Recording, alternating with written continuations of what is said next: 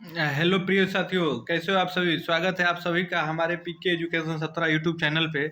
आज हम जानेंगे हिंदी के अंतर्गत वचन टॉपिक है। वो एक छोटी सी वीडियो में वचन टॉपिक को कवर करने की कोशिश की है, जिसमें आपको काफ़ी अच्छे से समझाने की कोशिश करी है, आपको समझ में भी आएगा।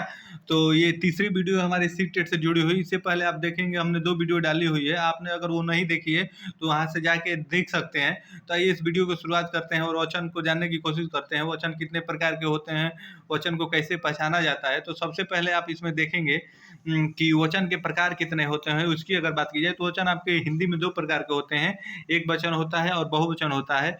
उसके बाद वही एक वचन में बात की जाए, एक वचन कैसे पहचाना जाता है, एक वचन आखिर होता क्या है। तो इसमें अगर आपकी बात की जाए तो इसमें आप देखेंगे सबसे पहले तो संज्ञा के जिस रूप में व्यक्ति या वस्तु होने का ज्ञान हो, संज्ञा के जिस रूप से एक व्यक्ति या एक वस्तु का होने का ज्ञान हो, उसे हम आपका एक वचन कहते हैं। आप ये तो आपको पता होगा, आप ध्यान में भी रखेंगे।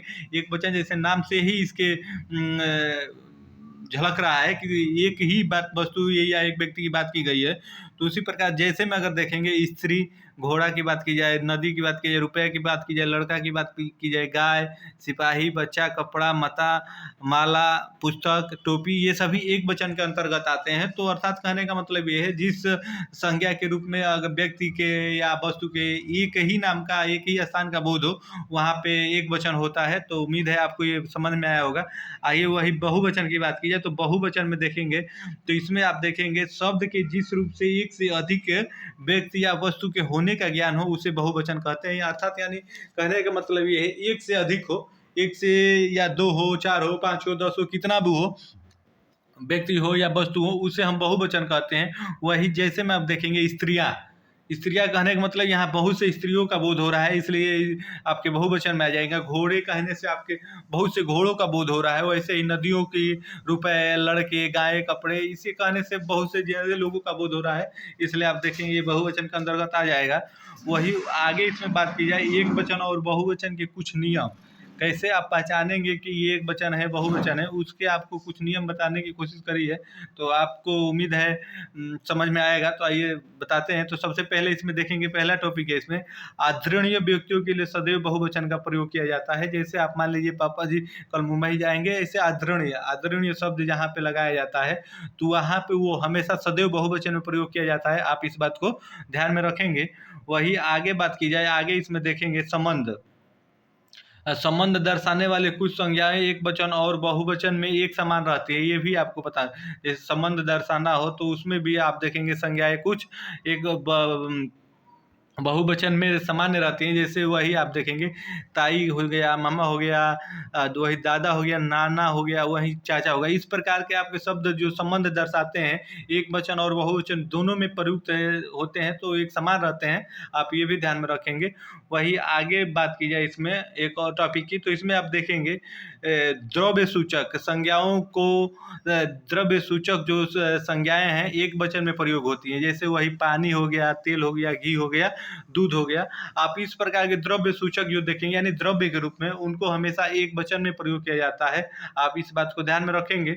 वही आगे देखेंगे तो कुछ शब्द सदैव बहुवचन में प्रयोग किए जाते हैं। जैसे दाम हो गया, आपका दर्शन हो गया, प्राण हो गया, आंसू हो गया, ये हमेशा आपके बहुवचन में प्रयोग किए जाते हैं। आप इस बात को भी ध्यान में रखेंगे। वहीं अगले पॉइंट की बात की जाए तो पुल्लिंग इकारांत, उकारांत और उकारांत शब्द दोनों वचनों में समान रहते हैं, ये भी आप ध्यान में रखते हुए चलेंगे। उसी में अगर उसका उदाहरण की बात की जाए, एक मुनि हो या 10 मुनि हो, एक डाकू हो या 10 डाकू हो, तो इस प्रकार के शब्द देखेंगे दोनों वचनों में समान रहते हैं। आप ये भी ध्यान में रखते हुए चलेंगे। वही आगे बात की जाए तो बड़कपन दिखाने के लिए कभी कभी वक्ता मैं के स्थान पर हम का प्रयोग करता है। जैसे बड़कपन दिखाने के लिए कभी कभी वक्ता मैं न कहकर हम बोल देता है, उसका प्रयोग करता है। जैसे वही बात की, जैसे की बात की जाए तो हमें याद नहीं कि हमने कभी आपसे ऐसा कहा हो। तो देखेंगे जैसे हमें याद नहीं कि हमने कभी आपसे ऐसे कहा हो, ये एक वचन के अंतर्गत आएंगे। इस प्रकार के सेंटेंस एक वचन के अंतर्गत आएंगे, तो आप इस बात को भी ध्यान में रखते हुए चलेंगे।